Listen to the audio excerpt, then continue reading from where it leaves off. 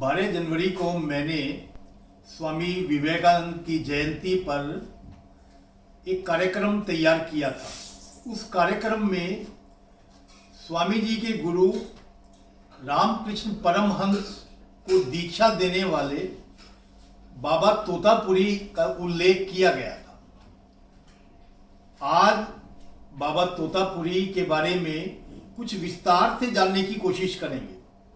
बाबा तोतापुरी एक नागा साधु थे और वो हरियाणा के उस स्थान से आते थे जो स्थान गीता की उपदेश स्थली कुरुक्षेत्र की 84 कोस की परिधि के अंदर आता है। यह स्थान हरियाणा के कैथल से 8 किलोमीटर की दूरी पर स्थित है और इस गांव का नाम है बाबा लदाना।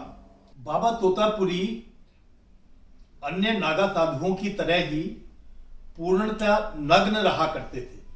वो दिगंबर थे, अर्थात कोई भी वस्त्र शरीर के ऊपर धारण नहीं करते थे।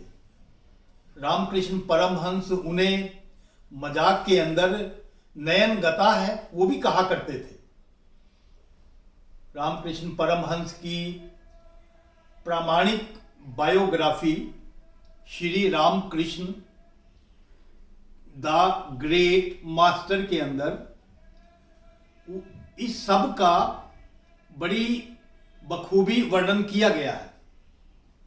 यह बायोग्राफी रामकृष्ण मिशन के मद्रास केंद्र ने तैयार की है और इस बायोग्राफी के हिसाब से बाबा तोतापुरी 1864 में कलकत्ता के दक्षिणेश्वर मंदिर में पहुंचे थे और वहां उन्होंने उस समय गदाधर के नाम से प्रसिद्ध दक्षिणेश्वर मंदिर के पुजारी रामकृष्ण परमहंस से पूछा कि क्या वो निराकार समाधि है, उसकी दीक्षा लेंगे। परमहंस ने हंसकर कहा, मां से पूछकर बताऊंगा। मां से बातचीत करते हुए बाद में उन्हें पता चला कि बाबा तोतापुरी को तो मां ने स्वयं भिजवाया है। मां काली के आदेश पर ही बाबा तोतापुरी दक्षिणेश्वर मंदिर पहुंचे थे। 1972-73 की बात है।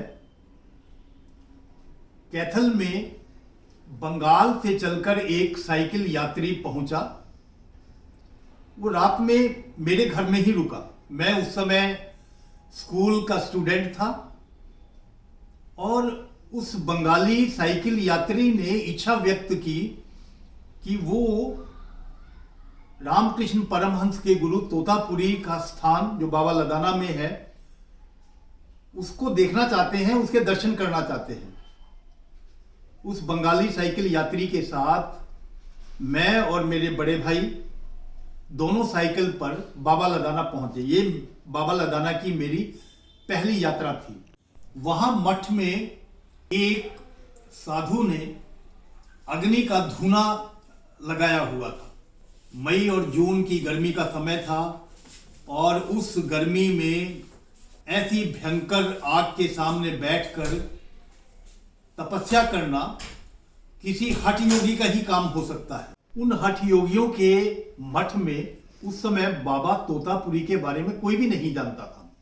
बाद में मीडिया के माध्यम से जब प्रचार प्रसार हुआ तो मठ में बाबा तोतापुरी है, उनकी समाधि बनी, उनका चित्र लगा और उसके साथ साथ उनकी एक मूर्ति भी लगी। ओशो ने अपने एक प्रवचन में बाबा तोतापुरी का उल्लेख एक अलग ढंग से किया।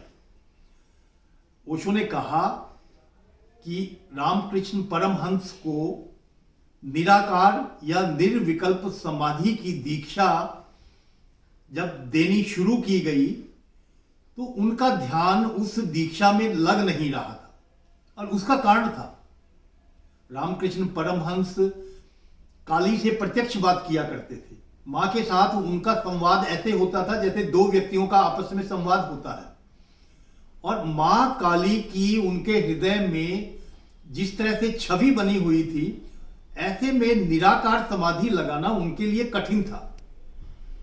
तोतापुरी अपने शिष्य की दुविधा है उसको समझ गए। ओशो का कहना है कि बाबा तोतापुरी ने एक कांच का टुकड़ा वहां से उठाया और रामकृष्ण परमहंस के माथे पर उसको रगड़ दिया।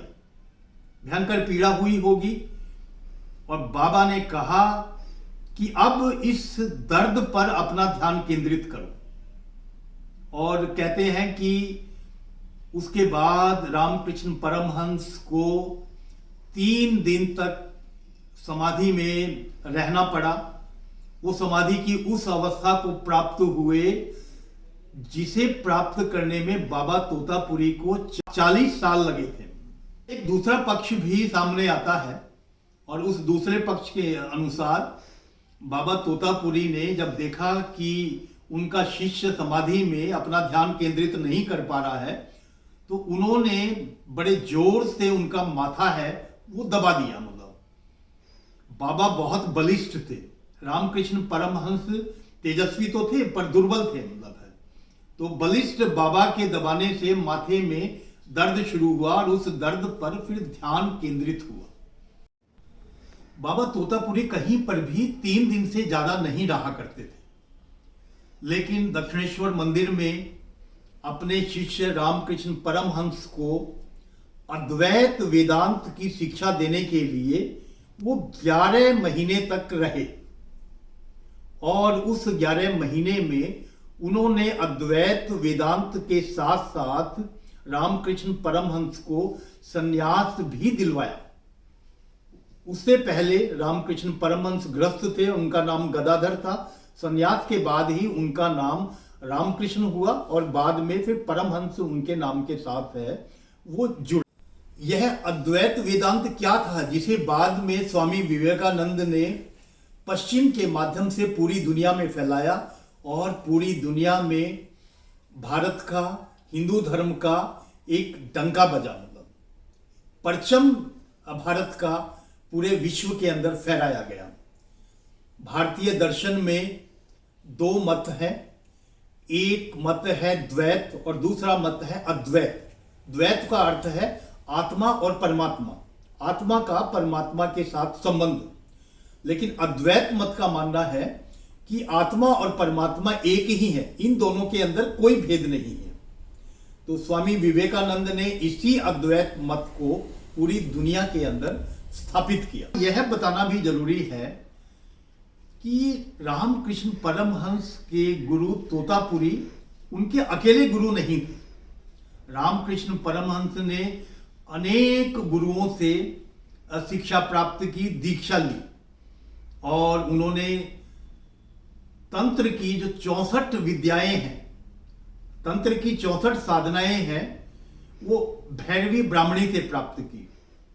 उसके साथ साथ एक शायद ये तथ्य बहुत कम जानकारी में आता है कि उन्होंने इस्लाम धर्म है उसकी भी शिक्षा प्राप्त की। इस्लाम में भी वो कुछ समय तक रहे, लेकिन बाद में वो पूरे देश की यात्रा पर निकले, तीर्थ यात्राओं पर गए और तीर्थ यात्राओं से वापस लौटने के बाद उन्होंने दक्षिणेश्वर मंदिर के पुजारी का कार्यभार संभाला और फिर स्वामी विवेकानंद जैसा एक शिष्य खड़ा किया जिसने पूरे विश्व में उस शिक्षा को, उस भारत के मंत्र को, उस भारत के संकल्प को पहुंचाया। स्वामी रामकृष्ण परमहंस ने लगभग 12 साल तक विभिन्न गुरुओं से दीक्षा प्राप्त की और उनकी जो ये दीक्षा का कार्यकाल है उसके अंतिम चरण में 1864 में बाबा तोतापुरी उनसे मिले थे। 11 महीने उनके साथ रहने के बाद बाबा तोतापुरी जगन्नाथपुरी के लिए रवाना हो गए और फिर उसके बाद लंबे समय तक वहां पर रहे।